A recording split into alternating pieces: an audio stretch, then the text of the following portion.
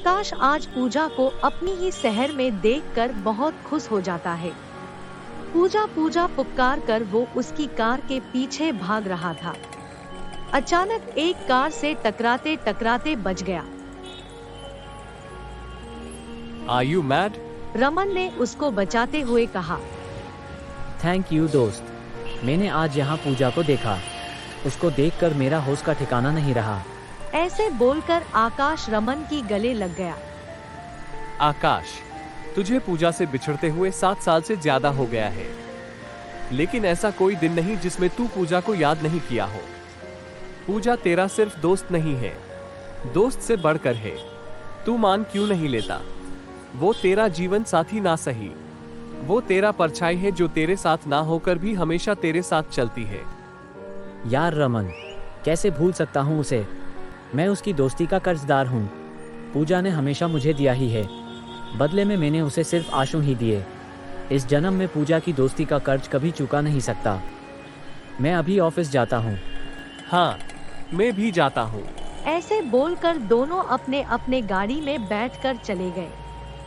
आकाश office ना जाकर वहाँ पे एक गार्डन में जाकर बैठ गया और उसकी और पूजा की दोस्ती के बारे में सोचता रहा। पूजा, आकाश और रमन की दोस्ती कॉम्पिटिटिव एग्जाम की तैयारी करने की वक्त से हुई थी। आकाश और रमन तो बचपन के दोस्त थे। दोनों ने स्कूल से लेकर कॉलेज तक का सफर साथ साथ तय किया था। दोनों ने अपनी ग्रेजुएशन की खत्म होने के बाद कॉम्पिटिटिव एग्जाम की तैयारी करने के लिए मुंबई की एक अच्छी कोचिंग सेंटर में एडमिशन किया था। आकाश और रमन हमेशा साथ साथ रहते थे। उनको कभी भी कोई तीसरे दोस्त की जरूरत नहीं थी। कोचिंग की पहली ही दिन लेट आने पर पूजा आकाश और रमन की बेंच पर बैठ गई। मेरा नाम पूजा है, तुम दोनों का नाम क्या है? मेरा नाम आकाश और उसका नाम रमन है। अच्छा, तुम दोनों कहाँ के हो? ऐसे तो हम दोनों इस कोचिंग सेंटर की स्टूडेंट है और यहाँ पढ़ने के लिए आए हैं। अच्छा हुआ आकाश, तुमने बता दिया। मुझे तो लग रहा था कि मैं यहाँ गप्पे लड़ाने आई हूँ।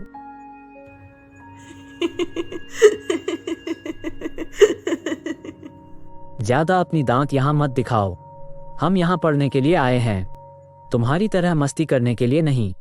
ठीक है, मैं अब कुछ नहीं बोलूंगी। पूजा बेंच से उठकर पीछे वाली बेंच पे बैठ गई। उसके बाद टीचर आकर पढ़ाने लगे। क्लास खत्म होने के बाद रमन ने पूजा से कहा। पूजा, कैसे रहा तुम्हारा आज की पाठ? पाठ तो मैं तुम दोनों को एक दिन पढ़ाऊंगी। ऐसे बोलकर पूजा गुस्से से वहाँ से चली गई।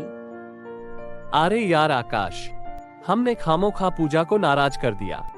वो हमसे बात तो कर रही थी। क्या बात कर रही थी? बिना वजह की चप चप कर रही थी। अब चल, घर चलते हैं। ऐसे ही कुछ दिन बीतते हैं। पूजा आकाश और रमन के साथ बात नहीं कर रही थी।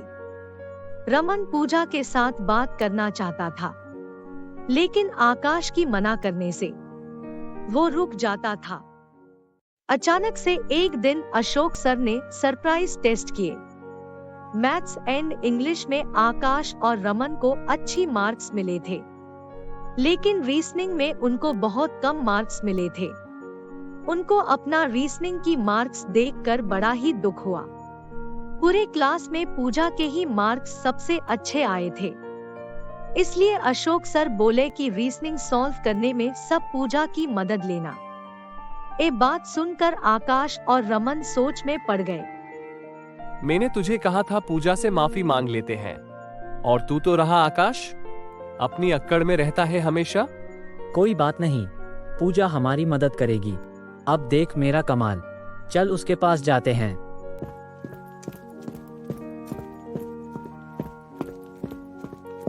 पूजा, हम दोनों से दोस्ती करोगी? क्यों नहीं, तुम दोनों की बड़ी मेहरबानी होगी जो तुम दोनों मुझसे दोस्ती कर रहे हो। नहीं, दोस्ती में हम किसी को मेहरबानी नहीं करते, दिल से दोस्ती करते हैं। चलो, तुम दोनों ने कुछ तो सही करते हो। ऐसे कहकर पूजा दोस्ती का हाथ दोनों की तरफ बढ़ा दिया।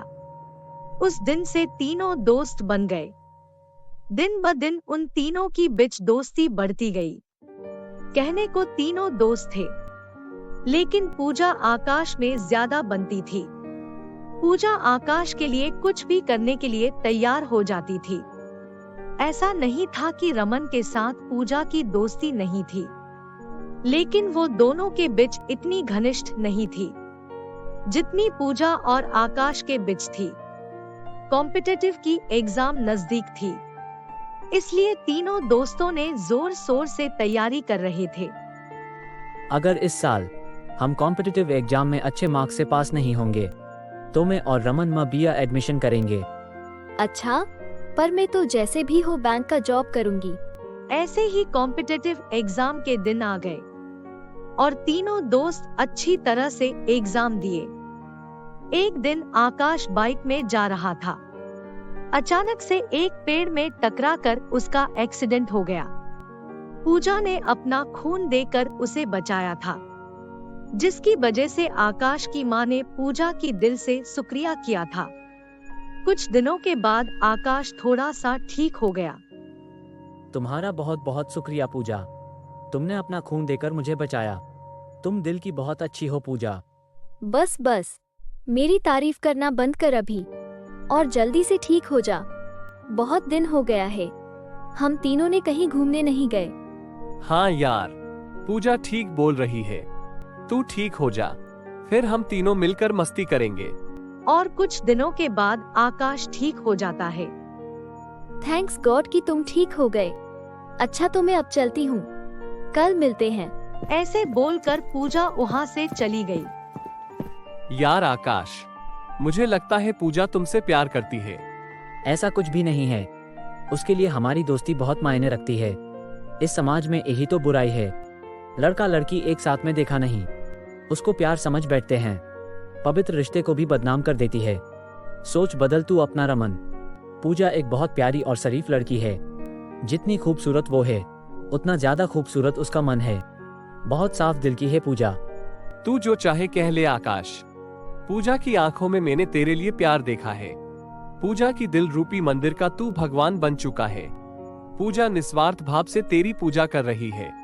अब बस कर रमन, चल घर चलते हैं, माँ हमारा इंतजार कर रही होगी।